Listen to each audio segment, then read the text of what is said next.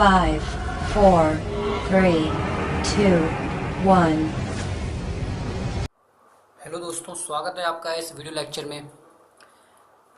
आज हम admission of partner के प्रैक्टिकल क्वेश्चंस करेंगे, अकाउंट्स बनाना सीखेंगे, revaluation account, partners capital account, balance sheet कैसे बनाते हैं आज हम ये सीखेंगे। थ्योरी कुछ जनरल एंट्रीज हमने पिछले वीडियो में सीखी थी कि पार्टनर जब आता है तो क्या क्या लेके आता है, कैपिटल और गुडविल लेके आता है, और उस कैपिटल और गुडविल का क्या करते हैं। गुडविल तो पार्टनर्स आपस में बांट लेते हैं। तो कुछ जनरल एंट्रीज हमने सीखी थी, और न्यू रेशो कैसे निकालते हैं, सेक्रीफाइसिंग रेशो कैसे निकालते हैं, वो सब भी हमने सीखा था। जो ये प्रैक्टिकल क्वेश्चंस में ज़रूरी है, उनको सीखना ज़रूरी है, इसलिए हमने वो पहले सीख लिया। अगर आपने वो पहले की वो वीडियोज़ ना देखी हो तो प्लीज़ पहले वो वीडियोज़ देख लीजिए, क्योंकि वो चीज़ें सीखना ज़रूरी है, तभी ये प्रैक्टिकल क्वेश्चंस हो पाएंगे, नहीं तो आप नहीं कर पाएंगे। तो उन वीडियोज़ का लिंक मैं डिस्क्रिप्शन में दे दूँगा, आप वहाँ से देख सकते हैं। तो चलिए ये शुरू करते हैं अपनी वीडियो को। देखिए, प्रैक्टिकल में 3 मेन अकाउंट बनते हैं। एडमिशन ऑफ पार्टनर जब प्रैक्टिकल करते हैं तो 3 अकाउंट बनते हैं। एक होता है रिवैल्यूएशन अकाउंट, रिवैल्यूएशन अकाउंट,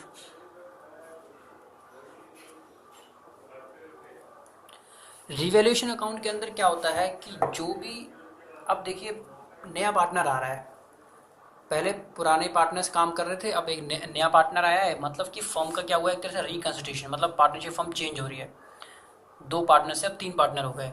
तो फर्म की जो एसेट्स और लायबिलिटीज़ हैं उनको रीवैल्यूएट किया जाएगा, लायबिलिटीज़ को, एसेट्स को रीवैल्यूएशन किया जाएगा, लायबिलिटीज़ का रीअसेसमेंट किया जाएगा। तो जो भी लायबिलिटीज़ को एसेट्स को रीवैल्यूएशन करने के बाद, लायबिलिटीज़ का रीअसेसमेंट करने के बाद जो भी वैल्यू हमारी इंक्रीज़ होगी या फिर डिक्रीज़ होगी, उसका ट्रीटमेंट हम करते हैं रिवैल्यूएशन अकाउंट में। तो रिवैल्यूएशन अकाउंट के अंदर एसेट्स और लायबिलिटीज़ का रिवैल्यूएशन होता है। तो एक होता है रिवैल्यूएशन अकाउंट, उसके बाद हम बनाते हैं पार्टनर्स कैपिटल अकाउंट। उसके बाद हम बनाएंगे पार्टनर्स कैपिटल अकाउंट।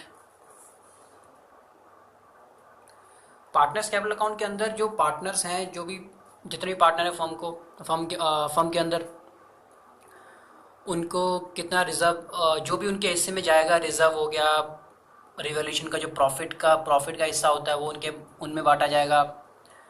और कुछ भी हो सकता है, प्रॉफिट एंड लॉस, जो फर्म को प्रॉफिट हुआ है वो प्रॉफिट का हिस्सा जाएगा। गुडविल जो नया पार्टनर लेके आता है वो पार्टनर से बांटा जाएगा। तो ये सब का ट्रीटमेंट हम करते हैं पार्टनर्स कैपिटल अकाउंट के अंदर। ऑलरेडी एग्जिस्टिंग जो गुडविल होती है उसका ट्रीटमेंट किया जाता है। तो बहुत सारी ट्रीटमेंट हम पार्टनर्स कैपिटल अकाउंट में देखेंगे। तो एक दूसरा पार्टनर्स कैपिटल अकाउंट बनाया जाता है, उसके बाद बैलेंस शीट बनाई जाती है। उसके बाद बनाई जाती है बैलेंस शीट। तो रिवैल्यूएशन अकाउंट जिसमें एसेट्स और लायबिलिटीज़ का रिवैल्यूएशन और असेसमेंट होता है। पार्टनर्स कैपिटल अकाउंट जिसमें पार्टनर्स को क्या मिल रहा है, क्या पार्टनर्स को मिल रहा है, पार्टनर्स क्या फर्म को पे कर रहे हैं, ये सब आएगा। पार्टनर्स कैपिटल अकाउंट तो हमने फंडामेंटल में भी सीखा था पहले चैप्टर में।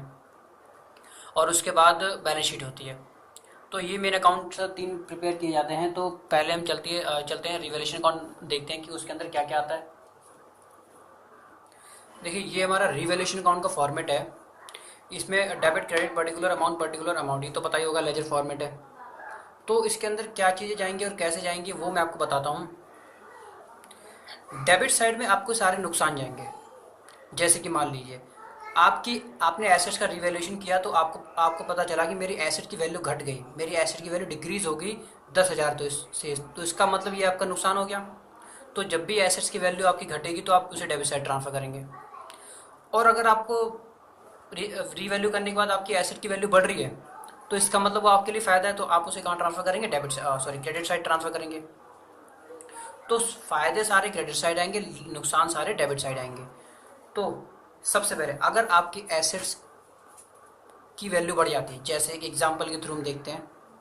जैसे यहाँ देखिए, बैलेंस शीट में हमारी बिल्डिंग कितने की पड़ी हुई है, 10 लाख रुपए की, लेकिन जब उस बिल्डिंग का रिवैल्यूएशन किया गया तो उसकी वैल्यू 12 लाख निकली। तो इसका मतलब यहाँ पे क्या हुआ, बिल्डिंग यानी कि एसेट की वैल्यू बढ़ गई, यानी कि 2 लाख रुपए से एसेट्स की वैल्यू बढ़ गई। तो अब मैं इस 2 लाख का इफेक्ट कहाँ दिखाऊंगा, इस 2 लाख को मैं दिखाऊंगा रिवैल्यूएशन अकाउंट में, क्रेडिट साइड, क्योंकि जब एसेट्स बढ़ती हैं तो हम उसे क्रेडिट साइड दिखाते हैं। तो जब भी एसेट बढ़ेगी तो कहाँ जाएगी वो, क्रेडिट साइड।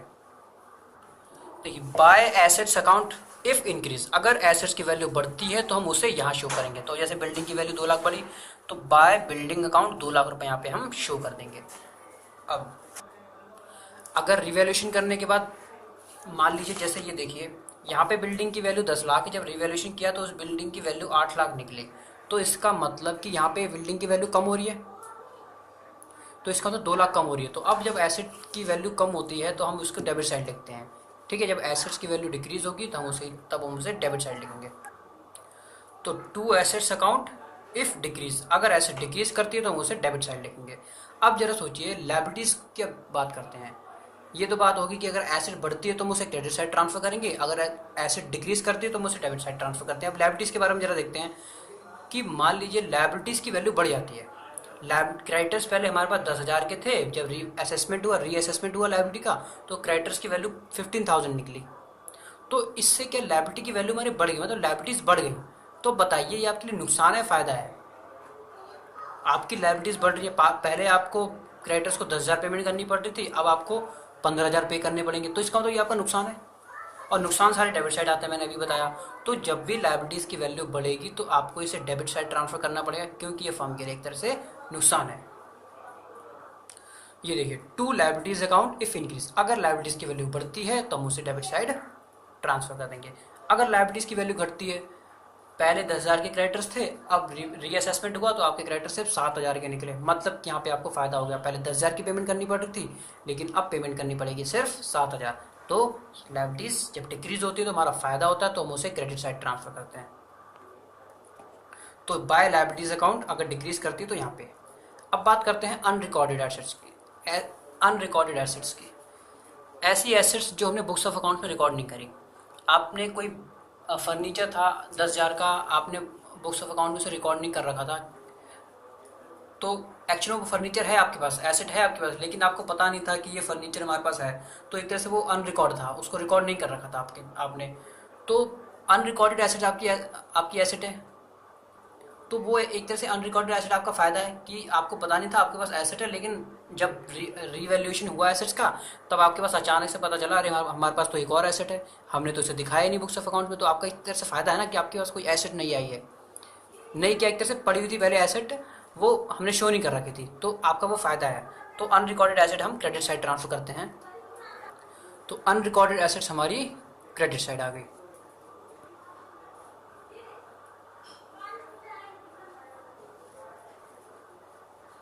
अब अनरिकॉर्डेड लायबिलिटी की बात कर लेते हैं। अनरिकॉर्डेड लायबिलिटी आपके लिए नुकसान होगा, ठीक है, तो उसको हम डेबिट साइड दिखाएंगे, टू साइड। तो अनरिकॉर्डेड लायबिलिटी आपको कहाँ दिखाना पड़ेगा, डेबिट साइड में। अब बात करते हैं प्रोविजन फॉर डाउटफुल डेट्स की। सोचिए प्रोविजन फॉर डाउटफुल डेट्स क्या होता है, शायद आप लोगों को पता हो, फिर बता देता हूँ।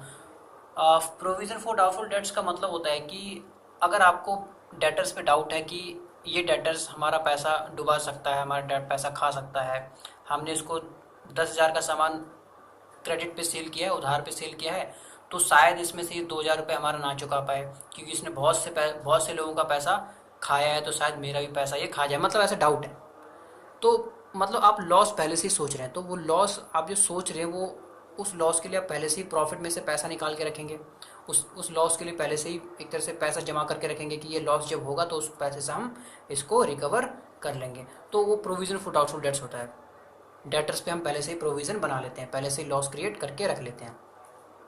तो वो सोचिए अगर वो प्रोविज़न आपका बढ़ रहा है, मतलब आपका शक लगातार बढ़ता जा रहा है कि मेरा पैसा और डूबने के चांस बढ़ रहे हैं, डूबने के चांसेस लगातार बढ़ते जा रहे हैं, और अमाउंट भी लगातार बढ़ता जा रहा है कि 2,000 नहीं, दो की जगह 4,000 लग रहा है डूब जाएगा, तो वो आपके लिए क्या है, नुकसान है। तो प्रोविजन फॉर डाउटफुल डेट्स जब बढ़ेगा तो आपके लिए नुकसान होगा, तो हम उसे कहाँ ट्रांसफर करेंगे, डेबिट साइड। तो to provision for doubtful debts अगर नुकसान है तो डेबिट साइड। देखिए सोचिए अब आपका प्रोविजन फॉर डाउटफुल डेट्स कम हो रहा है, अब आपका शक लगातार कम होता जा रहा है, आपको लग रहा है कि नहीं ऐसा नहीं है, इसने बाकी लोगों का पैसा खाया बट मेरा पैसा नहीं खाएगा, ये डेटर अच्छा है, ये पेमेंट कर देगा। तो आपको क्या लग रहा था कि पहले नुकसान हो जाएगा, लेकिन अब आपको लग रहा है कि फ़ायदा हो जाएगा, मतलब कि पैसा मेरे को मिल जाएगा, मेरा पैसा डूबेगा नहीं। तो जब प्रोविजन फॉर डाउटफुल डेट्स कम होंगे तो इसका मतलब ये फ़ायदा है, जब बढ़ेगा तो इसका मतलब नुकसान है। तो जब प्रोविजन फॉर डाउटफुल डेट्स कम होंगे तो हम उसको क्रेडिट साइड ट्रांसफ़र करेंगे, तो by provision for doubtful dates यहाँ आ जाएगा। तो ये मेन ट्रीटमेंट होती है रिवॉल्यूशन अकाउंट के अंदर। अब हम इसका बैलेंसिंग करते हैं। बैलेंसिंग दोनों साइड का टोटल आपको बैलेंसिंग करना आता ही होगा। तो अगर बैलेंसिंग मतलब अगर ये साइड ज़्यादा है ये साइड कम है तो इधर बैलेंसिंग आएगी किस नाम से, प्रॉफिट के नाम से, और वो प्रॉफिट पार्टनर्स में बांट दिया जाएगा। मान लीजिए दो पार्टनर ए और बी, तो ए और बी को उनके रेशियो में उनका जो भी हिस्सा है फर्म के अंदर उसमें बांट दिया जाएगा। तो अगर लॉस होता है तो लॉस को हम बाय लॉस करके यहाँ पे ए और बी पार्टनर्स में बांट देंगे। तो ये हमारा रिवैल्यूएशन अकाउंट है। अगले लेक्चर में पार्टनर्स कैपिटल अकाउंट के बारे में सीखेंगे। तो तब तक के लिए थैंक यू, अगले लेक्चर का वेट कीजिए। अब बात आती है पार्टनर्स कैपिटल अकाउंट की। तो पार्टनर्स कैपिटल अकाउंट में पार्टनर्स के हिस्से में जो भी कुछ जा रहा है वो सब डाल दो। पार्टनर्स को जो मिल रहा है या फिर पार्टनर फर्म को दे रहे हैं वो सब पार्टनर्स कैपिटल अकाउंट के अंदर डाल दो। जैसे सबसे पहले पार्टनर्स का हम क्या ट्रांसफ़र करते हैं, उनकी कैपिटल। पार्टनर्स की कैपिटल क्या है, नए पार्टनर के एडमिट होने से पहले जो पुराने पार्टनर्स थे उनकी कैपिटल कितनी थी, जो बैलेंस शीट जो क्वेश्चन के अंदर दे रखी होगी उसके अंदर पुराने पार्टनर्स की कैपिटल हमें गिवन होगी, वो कैपिटल को हम यहाँ पे ट्रांसफ़र करेंगे और किस नाम से, बाय बैलेंस ब्रॉट डाउन। पुराने पार्टनर्स की कैपिटल को हम यहाँ पे ट्रांसफ़र करेंगे। उसके बाद नया पार्टनर आएगा तो कैपिटल लेकर आएगा। एक चीज़, पार्टनर्स कैपिटल अकाउंट में ये 3 कॉलम मैंने बनाए हैं क्योंकि 2 पार्टनर पुराने हैं, एक पार्टनर नया आ रहा है, तो मैंने सी। मान लीजिए जब 3 पार्टनर पुराने हैं, चौथा पार्टनर नया आ रहा है, तो आपको 4 कॉलम बनाने पड़ेंगे। वही मान लीजिए 3 पार्टनर पुराने हैं, चौथा पार्टनर नया आ रहा है, तो आपको 4 कॉलम बनाए, 4 कॉलम बनाओ। 3 पार्टनर पुराने, एक पार्टनर जो नया आ रहा है। तो यहाँ पे 2 पार्टनर पुराने, एक पार्टनर नया आ रहा है, मैंने 3 कॉलम बनाए हैं। तो सबसे पहले बाय बैलेंस बी डी पुराने पार्टनर्स की जो कैपिटल बैलेंस शीट में दे रखी है उसे ट्रांसफ़र करेंगे। उसके बाद जो नया पार्टनर आएगा वो कैपिटल लेकर आएगा, तो उसको ट्रांसफ़र करेंगे बाय कैश या फिर बैंक से। बाय या फिर कैश लेके आएगा या फिर वो चेक लेकर आएगा, तो बाय कैश या बैंक अकाउंट के नाम से कौन लेकर आ रहा है, सी लेकर आएगा, तो सी के अंदर हम उसको ट्रांसफ़र कर देंगे। और वो क्या लाता है, premium for goodwill account, premium for goodwill लेके आता है। तो प्रीमियम फॉर गुडविल लेकर आता है, उसके बाद उस प्रीमियम फॉर गुडविल को पुराने पार्टनर्स बांट लेते हैं किस रेशियो में, सैक्रिफाइसिंग रेशियो में। तो उसका ट्रीटमेंट यहाँ पे होगा by premium for goodwill. By premium for goodwill यहाँ पे बांट दिया। किस रेशियो में बांटना है आपको, ये सैक्रिफाइसिंग रेशियो में बांटना है, याद रखना है। प्रीमियम फॉर गुडविल हमेशा ही आपकी सैक्रिफाइसिंग रेशियो में बटेगी। उसके बाद बैलेंस शीट के अंदर रिजर्व्स, प्रॉफिट एंड लॉस वगैरह ये चीज़ें दे रखी होंगी। तो जो रिजर्व प्रॉफिट लॉस होते हैं वो पार्टनर्स को बांट दिए जाते हैं। और रिजर्व, जैसे बैलेंस शीट में लायबिलिटी साइड हमारा रिजर्व दे रखा है तो हमारा वो इधर बटेगा। जैसे मान लीजिए जनरल रिजर्व दे रखा है लायबिलिटी साइड, तो वो हमारा इधर बटेगा। और किस में बटेगा, ए और बी में, सी में नहीं बटेगा। सी में क्यों नहीं बटेगा, क्योंकि सी तो नया पार्टनर आया है और जो बैलेंस शीट के अंदर रिजर्व प्रॉफिट लॉस दे रखे हैं वो तो पुराने पार्टनर से मिलके कमाया है ना। वो तो पहले पुराने पार्टनर्स थे, वो बिजनेस कर रहे थे तो उन्होंने मिलके कमाया है, तो वो तो पुराने पार्टनर से लेंगे ना। तो सी तो नया पार्टनर आया, उसका तो उस पर कोई हक ही नहीं बनता। तो जो रिजर्व है उसे हम ओल्ड रेशियो में बांट देंगे, जो पुराने पार्टनर्स की जो रेशियो में क्वेश्चन के अंदर गिवन है।